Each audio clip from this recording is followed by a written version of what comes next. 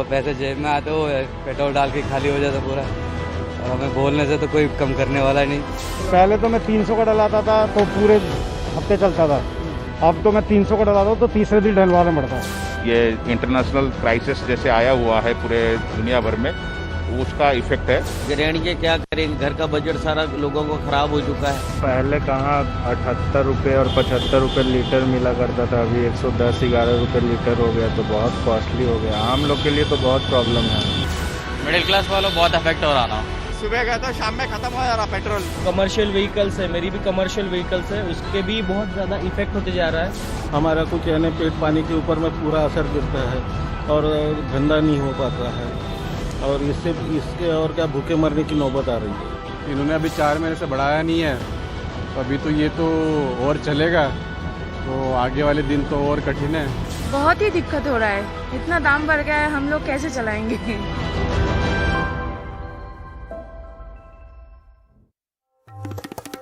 नमस्कार, सवाल इंडिया का में आपका स्वागत है। मैं हूं संकेत उपाध्याय और आज हम बात करेंगे क्रिकेट की। क्रिकेट का मैदान नीचे बना हुआ है, सुशील जी अभी जूम आउट करेंगे और कैमरा घुमा करके आपको दिखाएंगे। नीचे क्रिकेट का मैदान तैयार है, दोनों खिलाड़ी मैदान में आ चुके हैं और ये है इंडियन महंगाई लीग।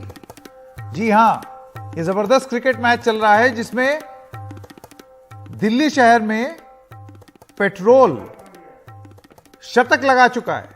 शानदार 100 रन की पारी खेल चुका है पेट्रोल दिल्ली में, और अलग अलग जगहों पर पेट्रोल ने बहुत अच्छी पारी खेली है, 110-115 तक भी पहुंच गया है। लेकिन सिर्फ इतना ही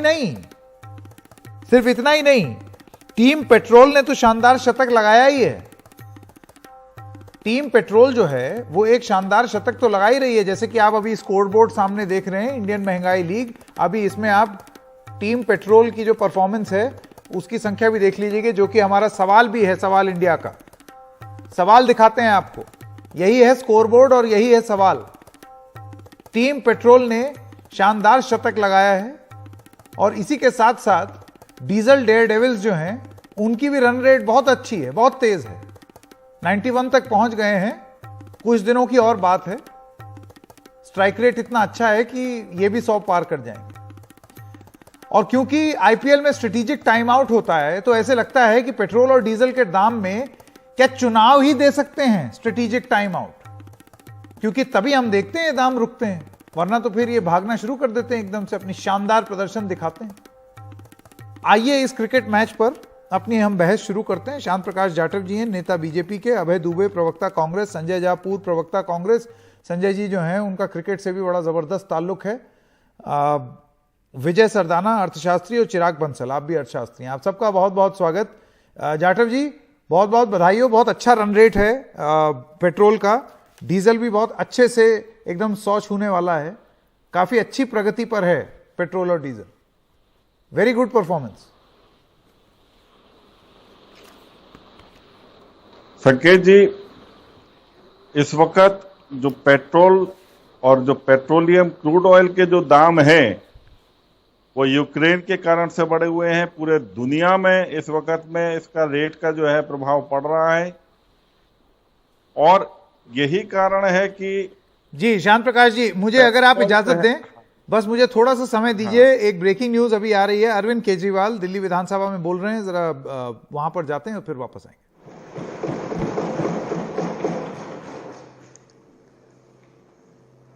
रोजगार की समस्या तो आज़ादी से ही है। 1947 में देश आज़ाद हुआ था, तभी से हमारे युवाओं की रोजगार की समस्या रही है, कभी कम कभी ज़्यादा। लेकिन रोजगार एक ऐसा मुद्दा हुआ करता था जिसकी चर्चा केवल चुनावी सभाओं में होती थी, चुनाव के पहले होती थी।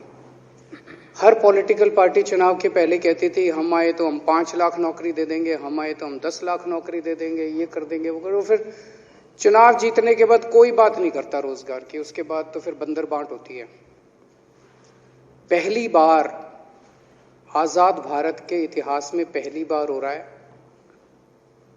कि एक बजट केवल और केवल रोजगार के इर्द गिर्द बनाया गया है, बच्चों को रोजगार देने के लिए बनाया गया, सबके घर में खुशहाली लाने के लिए बनाया गया है।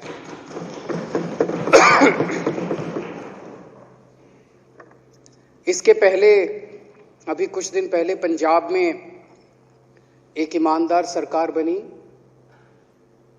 आम आदमी पार्टी की सरकार बनी और उसके नतीजे 10 दिन में ही देखने को मिले कि पहली कुछ घोषणाओं में से एक घोषणा थी कि वहां पे 25,000 सरकारी नौकरियां निकाली गई और 1 महीने में उनकी भर्ती चालू हो जाएगी। 35,000 कर्मचारियों को पंजाब में पक्का करने की घोषणा की गई और अब दिल्ली के अंदर एक बजट लाया गया है जिसमें 20 लाख 5 साल में 20 लाख ये विधानसभा के अंदर हमारा कमिटमेंट है। ये चुनावी 20 लाख नौकरियां 5 साल में देने की तो किसी ने चुनाव के पहले भी हिम्मत नहीं करी थी। यहां तक कि उत्तर प्रदेश, बिहार जो इतने बड़े बड़े राज्य हैं जहां पे इतनी बड़ी बड़ी उनकी जनसंख्या है, वहां भी कोई पॉलिटिकल पार्टी ये नहीं कहती चुनाव के पहले भाई हम आए तो हमको वो दो, वोट दो, हम 20 लाख नौकरियां दे देंगे। बजट जो प्रस्तुत किया गया उसमें पूरा खाका डिटेल में पूरा तैयार किया गया है कि किस तरह से अगले 5 साल के अंदर 20 लाख रोजगार युवाओं के लिए तैयार किए जाएंगे। जब से ये बजट प्रस्तुत किया गया है अध्यक्ष महोदय, इतने फोन आ रहे हैं, युवा इतने खुश हैं, केवल दिल्ली के नहीं देश भर के युवा खुश हैं कि कम से कम देश की दिशा इस डायरेक्शन में तो आने लगी। अब जैसे हम मोहल्ला क्लिनिक बनाते हैं तो सारी राज्य सरकारों को अच्छे बनाए बुरे बनाए बात तो करनी पड़ती है मोहल्ला क्लिनिक की। हम लोग स्कूल अच्छे करते हैं तो अच्छे करें बुरे करें, सारे देश में चर्चा तो हो ही गई।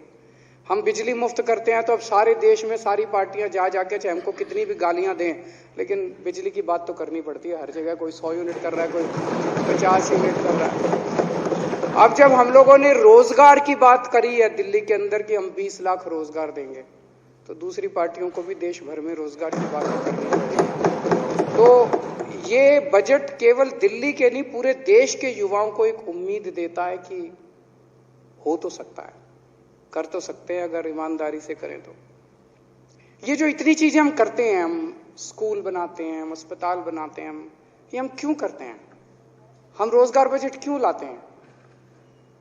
ये इसलिए क्योंकि हमारी विचारधारा, हमारी पार्टी की विचारधारा ऐसी है। कई लोग पूछते हैं मेरे से आम आदमी पार्टी की विचारधारा क्या है?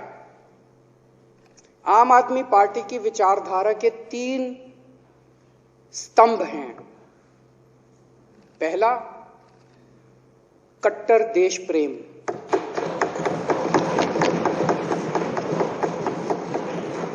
हम अपने देश के लिए मर मिटने को तैयार हैं, हमारे देश के लिए हम कुछ भी करने को तैयार हैं। हमारा रोम रोम इस देश के लिए है। दूसरा स्तंभ हमारी विचारधारा का है कट्टर ईमानदारी, और उसी वजह से आज देश के 2 राज्यों में तो कम से कम कट्टर ईमानदार सरकारें हो गई। और तीसरा हमारी पार्टी की विचारधारा का स्तंभ है इंसानियत। तो 3 स्तंभ हैं, कट्टर देश प्रेम, कट्टर ईमानदारी और इंसानियत। अध्यक्ष महोदय, रेड लाइट पे जब हम रुकते हैं,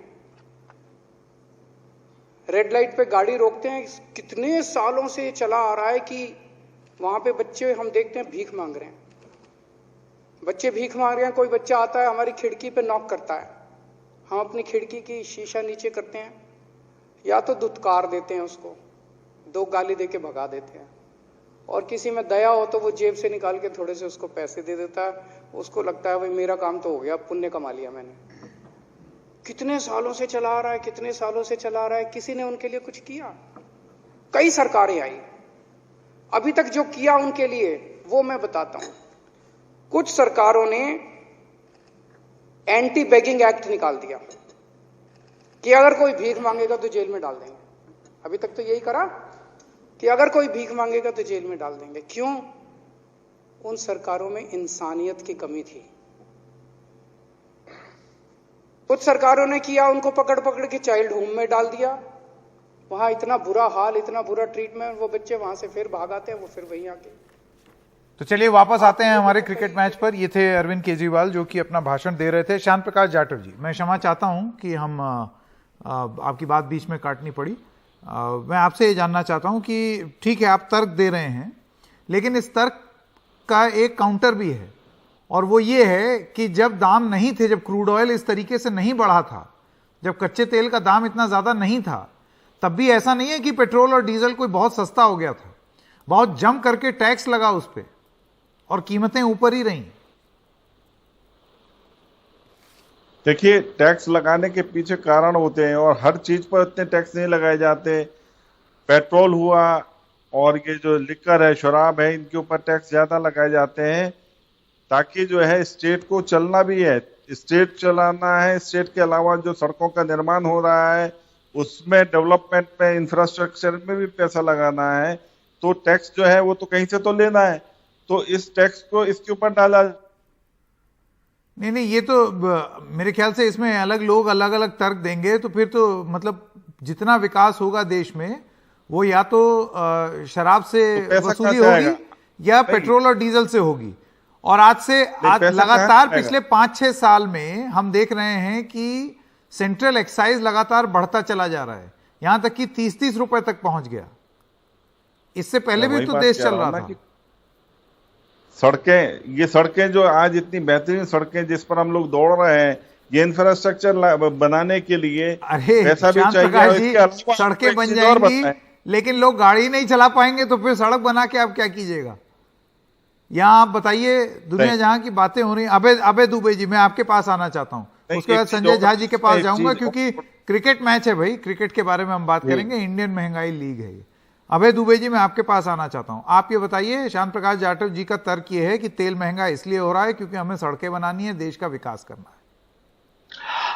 संकेत जी, दो धुरंधर बल्लेबाज इस महंगाई लीग ने उतार रखे हैं।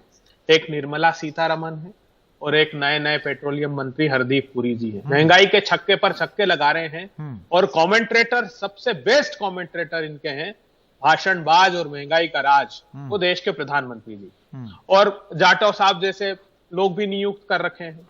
ये कहते हैं कि साहब इंटरनेशनल मार्केट में क्रूड ऑयल के प्राइस बहुत बढ़ गए, इसलिए हम लोग रेट बढ़ा रहे हैं। 2011-12 में एवरेज प्राइस बता रहा हूं, $111.89 पर बैरल था। 12-13 में 107, 13-14 में 105, 14-15 में $84, उससे कम हुआ, फिर $46, फिर $47, और आज भी संकेत जी जब हम बात कर रहे हैं ना, तो एवरेज क्रूड ऑयल का प्राइस $87 पर बैरल है। ये आजकल जो बढ़ जाए उसको कहते हैं कि साहब वो तो इंटरनेशनल मार्केट में क्रूड ऑयल के प्राइस बढ़ गए। इन्होंने 203% पेट्रोल पर और 531% डीजल पर बढ़ा दिया। इतना ही नहीं है, ये सिर्फ पेट्रोल और डीजल तक सीमित नहीं है। 30 करोड़ लोग, ये भी बताएं जिनकी ईपीएफओ से इंटरेस्ट रेट कम किया, स्मॉल सेविंग का इंटरेस्ट रेट कम किया, स्मॉल सेविंग 19,000 करोड़ रुपए लूटे इन्होंने। और अर्जित कौन कर रहा है? इस महामारी की विभीषिका में भी कमाया किसने जानते हैं आप? 30 लाख करोड़ 142 लोगों ने हिंदुस्तान में कमा लिए। 84% लोगों की आमदनी घटा दी। 12 करोड़ लोगों ने रोजगार अपने समाप्ति हो गए। अडानी साहब 1002 करोड़ रुपए कमा रहे हैं, जाटव साहब, और किसान की 27 रुपए आमदनी करती प्रधानमंत्री जी ने, जो कहते थे 5 साल में आए 2 गुना कर दूंगा। खाने का तेल 200 रुपए का कर दिया आपने, खाने की दाल 200 रुपए के आसपास पहुंचा दी, भराने का तेल 100 रुपए के पार कर दिया। जीने देंगे कि नहीं लोगों को? कब तक ये बहाने बनाएंगे? अच्छा, चलिए इसी से जुड़ा हुआ एक सवाल। अब क्रिकेट में वातावरण है, तो संजय झा जी मैं आपके पास आना चाहता हूं। देखिए, आईपीएल का सीजन चल रहा है और आईपीएल में एक 2.5 मिनट का स्ट्रेटेजिक टाइम आउट होता है। इसी तरीके से हमको लगता है कि पेट्रोल और डीजल के इंडियन महंगाई लीग में चुनाव जो है वो एक स्ट्रेटेजिक टाइम आउट होता है। आप देखिए, जब जब चुनाव आते हैं तब एक थोड़ी सी ब्रेक लग जाती है महंगाई पे, सुकून मिल जाता है, और जैसे ही वो ब्रेक खत्म, चुनाव खत्म, दोबारा दोनों धुरंधर बल्लेबाज जो हैं पेट्रोल और डीजल, वो चालू हो जाते हैं, रन रेट तेज हो जाता है।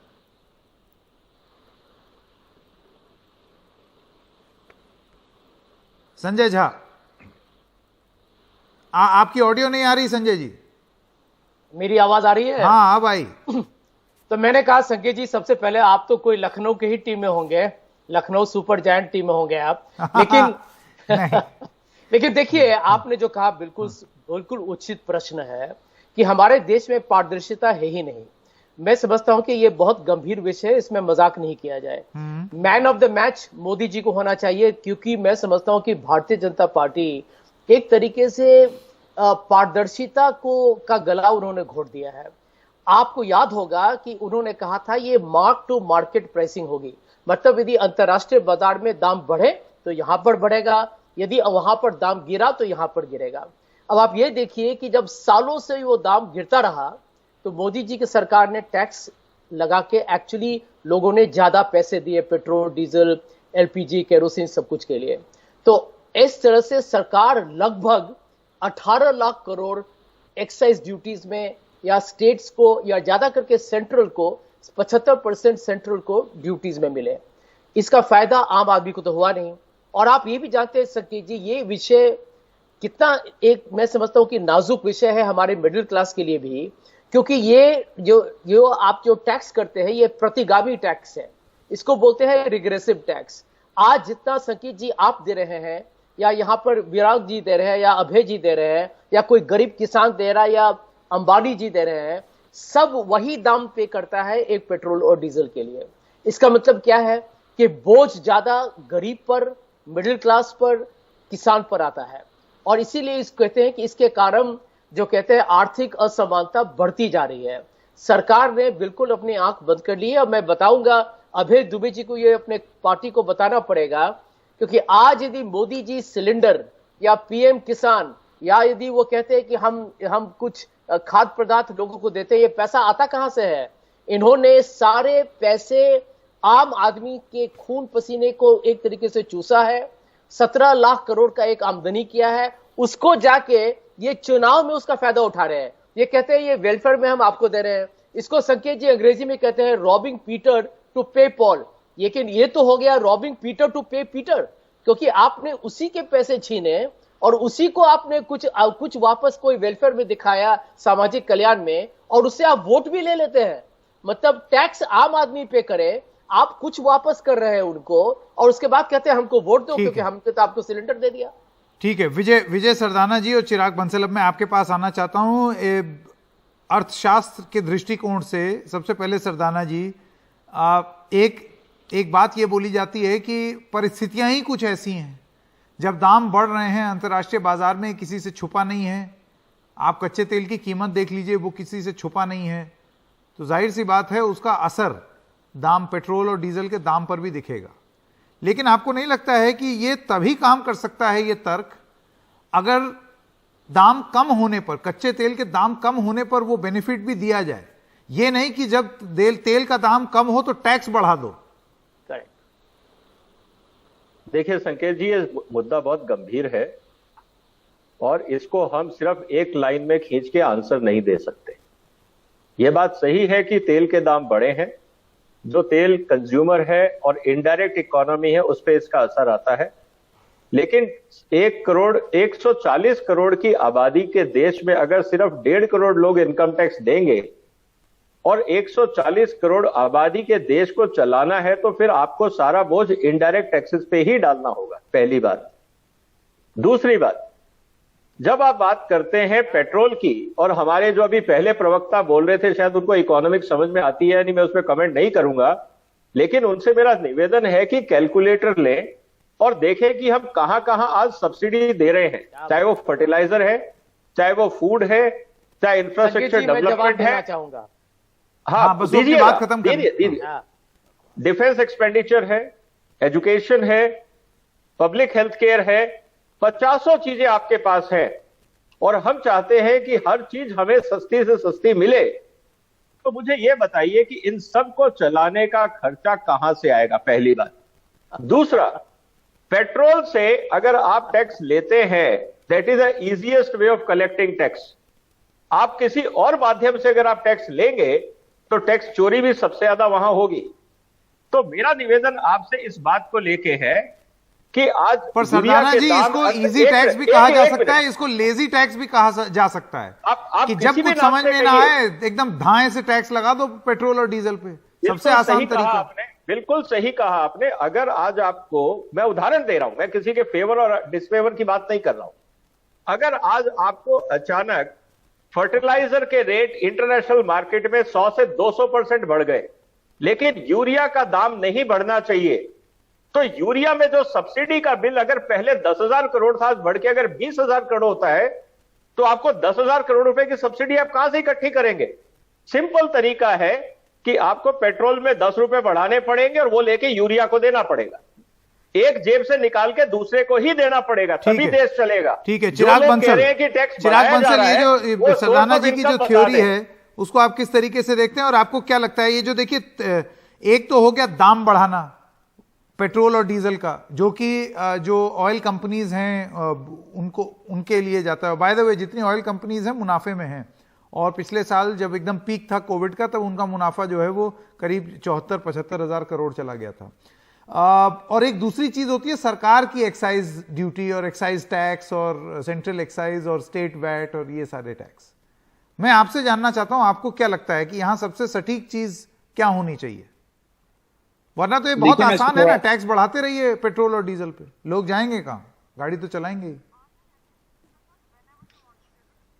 बिल्कुल सर, मैं आपको थोड़ा सा इसको संक्षेप में बताता हूं इकोनॉमिक तरीके से। अगर आप देखेंगे इसका एक कास्केडिंग इफेक्ट होता है। अगर आपका पेट्रोल या डीजल का प्राइस बढ़ रहा है, इसका मतलब ये भी है कि आपकी कॉस्ट ऑफ मैन्युफैक्चरिंग बढ़ रही है, कॉस्ट ऑफ ट्रांसपोर्ट बढ़ रही है, और आपकी जो everyday day to day daily needs हैं, आपका फ्रूट्स है, वेजिटेबल्स है, उन सब के जो प्राइजेस है वो इम्पैक्ट होंगे just because of the increase in the prices of petrol and diesel. Just one. Now हम ये समझते हैं कि क्रूड ऑयल का प्राइस जो है वो 30% से 40% बढ़ गया है। अगर आप इसको इकोनॉमी के तरीके से देखेंगे तो मैं आपको एक डेटा देता हूं कि हर 10% इंक्रीज जब होता है पेट्रोल या डीजल का प्राइस, तो आप समझ के चलिए 0.35 बेसिस पॉइंट्स से इंक्रीज होता है हमारा इन्फ्लेशन। तो अगर हम अभी के हिसाब से देखें तो 30 से 40% जो हमारा इंक्रीज हुआ है हमारे क्रूड के प्राइसेस या हमारे पेट्रोल और डीजल के प्राइसेस, इसका मतलब हुआ कि 1% विच इज ह्यूज, 1% इन्फ्लेशन जो है उसमें ऑलरेडी राइज आ गया है। इसका मतलब क्या होता है? इसका मतलब हुआ कि हमारा जो मिडिल क्लास है, जो सैलरीड पर्सन है, उनकी जो स्पेंडिंग पावर है वो बहुत लिमिटेड हो गई है। अब उसकी जो स्पेंडिंग पावर लिमिटेड हो गई है, प्लस वो जो एवरीडे कंजम्पशन करता है, चाहे वो एफएमसीजी प्रोडक्ट्स कंज्यूम कर, अगर आप देखेंगे हिंदुस्तान यूनिलीवर की अगर आप बात करना चाहे, नेस्ले की अगर आप बात करना चाहे, आप देखेंगे बार बार प्राइस हाइक्स हो रहे हैं। अगर आप सीमेंट्स की बात करेंगे, बार बार प्राइस हाइक्स हो रहे हैं। इन सब का reason at the end of the day conclude होके आता है हमारा जो पेट्रोल और डीजल के प्राइसेस है, जो हमारा इन्फ्लेशन। अगर हमें इससे एक्चुअल बचना है, अगर हम इससे कुछ अपने आप को बचा के रखना है, तो हम समझते हैं कि सरकार को जो है वो इम्पैक्ट कुछ तो पास ऑन करना पड़ेगा, बिकॉज वो अगर पूरा का पूरा इम्पैक्ट अपने ऊपर ले लेंगे तो उससे हमारा जो फिस्कल डेफिसिट है वो काफी बढ़ जाएगा। अगर हमारा फिस्कल डेफिसिट काफी बढ़ जाएगा, जिसका मतलब है कि बाद में जो इंटरेस्ट के रेट्स हैं वो बढ़ेंगे। अगर वो बढ़ेंगे, जिसका मतलब ये होगा कि बाद में आप कुछ भी तरीके से लोन उठाते हैं वो महंगा हो जाएगा। बट इसको आई थिंक सब्सिडाइज करने का एक अच्छा तरीका अगर आप इस्तेमाल करें, जैसे आपने बताया कि ओएमसी जो है, ऑयल मार्केटिंग कंपनीज है, उनके पास एक अच्छा मार्जिन होता है। अगर आप देखेंगे, अगर आप उनकी बुक्स ऑफ अकाउंट्स में जाके देखेंगे, वो एक अच्छा हायर हैंडसम मार्जिन को जो एंजॉय करते हैं। अगर उनसे रिक्वेस्ट किया जाए कि आप अपने मार्जिन को थोड़ा कम करें, प्लस गवर्नमेंट जो है अपने एक्साइज लेवल, लेकिन सबसे आसान विकल्प यहाँ पर बहुत जल्दी से एक क्लोजिंग कमेंट बहुत जल्दी से, अभय दुबे और संजय झा, सबसे आसान विकल्प यहाँ सरकार के लिए यही दिखता है कि दाम बढ़ा दो। क्या ये आखिरी विकल्प नहीं होना चाहिए? देखिए संकेत जी, मैं इनको जून 2017 का एक ट्वीट बताता हूं विजय सरदाना। जितने मोदी जी के समर्थक है ना, अर्थशास्त्री नहीं, सारे अनर्थशास्त्री, ये प्रमाण से कह सकता हूं। धर्मेंद्र प्रधान जी ने ट्वीट किया, proud to share that India is the first country to switch to dynamic fuel pricing on such a large scale in one go. तो एक महिला ने पूछा कि आप बताइए इसका फायदा क्या है, तो जो अभी संजय जी कह रहे थे उससे उलट कहते हैं धर्मेंद्र प्रधान जी।